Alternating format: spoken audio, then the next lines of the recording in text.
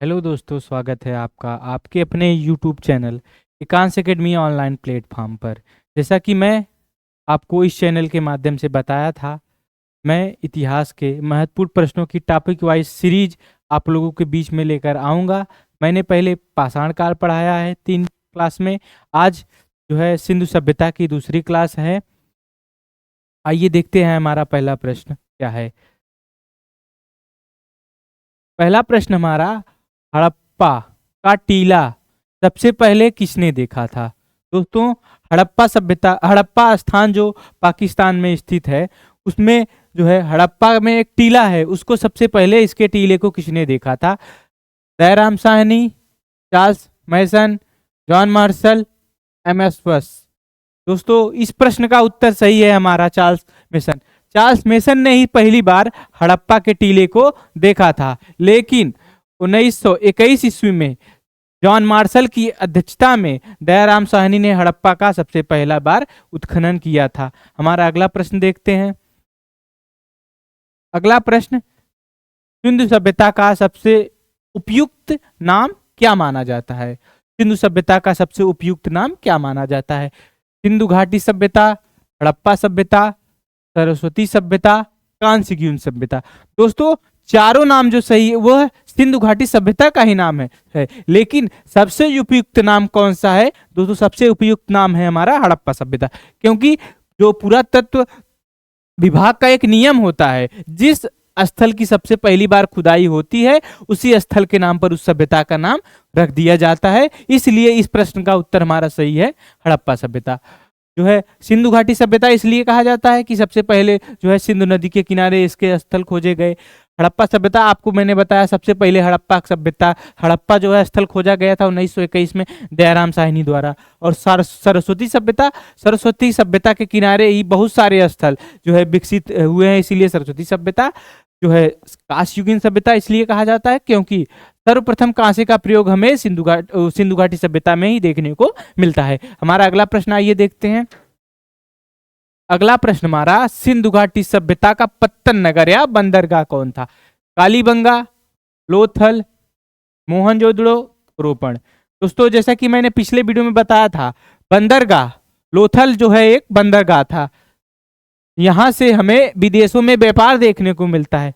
इसका साक्ष्य हमें ये देखने को मिलता है, यहाँ पर फारस की जो है एक बेलनाकार मुद्रा प्राप्त हुई है जो है, और यहाँ से एक नमूना नाव का जो है नमूना हमें प्राप्त हुआ है। इसीलिए यह सबसे प्राचीनतम ज्ञात जो है गोदीवाड़ा था। मोहनजोदड़ो जो है आपका पाकिस्तान के सिंध प्रांत में, कालीबंगा जो है काले रंग की चूड़ियां जो है जिसे कहा जाता है, रोपड़ जो है आपके पंजाब प्रांत में स्थित है। अगला प्रश्न देखते हैं। अगला प्रश्न हमारा, विशाल स्नानागार कहाँ पाए गए हैं या कहाँ पाया गया है? हड़प्पा सभ्यता, हड़प्पा, लोथल, चंदहुदड़ो, मोहनजोदड़ो। दोस्तों, इस प्रश्न का उत्तर हमारा सही है। सबसे विशाल स्नानागार हमें कहाँ से प्राप्त हुआ है? मोहनजोदड़ो। जो दोस्तों, मोहनजोदड़ो जो है पाकिस्तान में स्थित है। यहाँ पर कांसे की मूर्ति मिली हुई है और अन्नागार मिला हुआ है। सिंधु सभ्यता का सबसे विशालतम स्थान हमें देखा जाए तो मोहनजोदड़ो में अन्नागार जो है सबसे विशालतम प्रमाण हमें देखने को मिलता है। हम देखते हैं अगला प्रश्न। अगला प्रश्न हमारा, सिंधु सभ्यता में कांसे की मूर्ति कहाँ से प्राप्त हुई है? हड़प्पा, मोहनजोदड़ो, कालीबंगा, बनावली। दोस्तों, इस प्रश्न का उत्तर अभी मैंने बताया है, मोहनजोदड़ो। मोहनजोदड़ो से हमें कांसे की मूर्ति प्राप्त हुई है। यहाँ पर अन्नागार प्राप्त हुआ है, विशाल स्नानागार प्राप्त हुए हैं, और यहाँ पर सिक्के पर सुमेरियन नाव का जो हमें अंकन देखने को मिलता है। हड़प्पा से हमें जो है यहाँ पर मजदूरों के आवास देखने को मिलते हैं, और कालीबंगा इसका अर्थ होता है काले रंग की चूड़ियां। बनावली से हमें मिट्टी का हल, टेराकोटा मिट्टी का हल जो हमें प्राप्त हुआ है। आइए देखते हैं अगला प्रश्न। अगला प्रश्न हमारा, कालीबंगा का शाब्दिक अर्थ क्या होता है? जैसे मैं कि पिछले वीडियो में बताया, काला साम्राज्य, काले पत्थर, काले रंग की चूड़ियां, मिट्टी का पात्र। दोस्तों इस प्रश्न का उत्तर हमारा सही है, काले रंग की चूड़ियां। कालीबंगा शब्द का अर्थ होता है काले रंग की चूड़ियां। अगला प्रश्न हमारा सिंधु सभ्यता की लिपि कैसी है? ब्राह्मी, खरोष्ठी, भावचित्रात्मक, इनमें से कोई नहीं। इस प्रश्न का उत्तर हमारा सही है, भावचित्रात्मक। दोस्तों सिंधु सभ्यता की लिपि जो हमें प्राप्त हुए वह भावचित्रात्मक है। इसमें लगभग 60 अक्षर हमें प्राप्त हुए हैं और यह पढ़ा नहीं गया है, लेकिन एक महादेवन महोदय हैं, वह इसे पढ़ने का जो है प्रयास किए हैं, लेकिन अभी तक पूर्ण रूप से कोई इसके पढ़ नहीं पाया है और इसकी व्याख्या भी नहीं हुई है। इसमें जो है सबसे 60 अक्षर प्राप्त हुए हैं, लेकिन अलग अलग जगहों पर। सबसे लंबा 10 अक्षर जो है हमें धवलावीरा से प्राप्त हुआ है, जिसे सिंधु सभ्यता का सबसे बड़ा अभिलेख माना जाता है। अगला प्रश्न हमारा जूते हुए खेत के साक्ष्य हमें कहां से प्राप्त हुए हैं? हड़प्पा, कालीबंगा, लोथल, रंगपुर। दोस्तों कालीबंगा से हमें, जो कालीबंगा राजस्थान में स्थित है, यहीं से हमें जो है जूते हुए खेत के साक्ष्य मिले हुए हैं। हड़प्पा में मैंने बताया मजदूरों के आवास मिले हुए हैं, लोथल गोदीवाड़ा फारस की मुद्रा वर्ण मिला हुआ है और नाव का टेराकोटा नमूना प्राप्त हुआ है। रंगपुर से धान की भूसी का प्रमाण हमें देखने को मिलता है। अगला प्रश्न देखते हैं। अगला प्रश्न हमारा है, सिंधु सभ्यता का सबसे उत्तरीय स्थल कौन सा है? दोस्तों यह सिंधु सभ्यता के स्थल हैं, ये 4 स्थल। यह सबसे पश्चिमी बिंदु,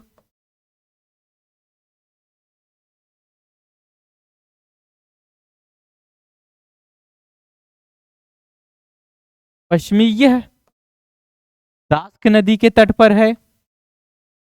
यह पाकिस्तान में स्थित है। दोस्तों मांडा जो हमारा जम्मू कश्मीर,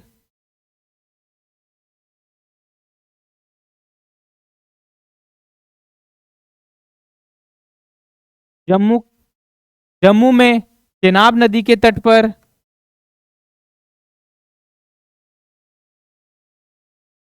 रहमाबाद यह महाराष्ट्र प्रवरा नदी के तट पर। और हमारा आलमगीरपुर उत्तर प्रदेश में हिंडन नदी के तट पर जो है स्थित है। आलमगीरपुर जो है सबसे पूर्वी बिंदु है। सबसे दक्षिणम बिंदु हमारा दैमाबाद, सबसे पश्चिमी बिंदु हमारा सुतका गेंडोर और सबसे उत्तरी बिंदु हमारा जम्मू कश्मीर में चेनाब नदी के तट पर जो मांडा शहर स्थित है, वह सबसे उत्तरीय स्थल हमें देखने को मिलता है। एक स्थल मांडी भी है, लेकिन वह उत्तर प्रदेश में स्थित है और वहां वो जो स्थान मांडी है, वहां से हमें बहुत सारे जो है सोने के साक्ष्य मिले हुए हैं और कहा जाता है कि यह सिंधु सभ्यता का टकसाल रहा होगा। अगला प्रश्न में देखने को मिलता है। अगला प्रश्न में, हड़प्पा सभ्यता के लोग किस धातु से परिचित नहीं थे? तांबा, सोना, चांदी, लोहा। दोस्तों इस प्रश्न का उत्तर हमारा सही है, लोहा। तांबा, सिंधु सभ्यता के लोग तांबे से भी परिचित थे, सोने से भी परिचित थे। जैसे मैंने कि अभी बताया है, मांडी से बहुत सारे सोने की मुद्राएं मिली हुई हैं। टकसाल कहा गया है। वह चांदी का जो है मुकुट, कुणाल जो हरियाणा में स्थित है, यहाँ पर चांदी के हमें 2 मुकुट देखने को मिलते हैं। लोहा का साक्ष्य सबसे हमें कहीं नहीं प्राप्त हुआ। लोहा का सबसे प्राचीनतम साक्ष्य देखे तो हमारा जो है उत्तर प्रदेश के एटा जिले में जो है अतरंजी खेड़ा नामक स्थान पर 10वीं शताब्दी वैदिक काल में हमें जो है लोहे का प्रमाण देखने को मिलता है। अगला प्रश्न देखते हैं।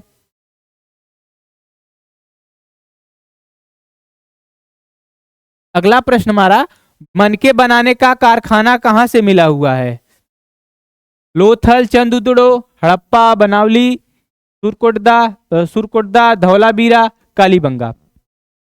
दोस्तों लोथल से और चंदहुदड़ो से हमें जो है मनके बनाने के कारखाने देखने को मिलते हैं। चंदहुदड़ो में हमें जो है सिंधु सभ्यता में जो घर मिले हुए हैं वह प्राचीर मतलब दीवार से घिरे हुए हैं, लेकिन चंदुड़ो एक ऐसा स्थान है जो जहां से हमें कहीं भी जो देखने को मिलता नहीं, यह प्राचीर से घिरा हुआ है। इस प्रश्न का हमारा उत्तर बन के बनाने के जो कारखाने हमें मिले हुए हैं लोथल से मिले हुए हैं।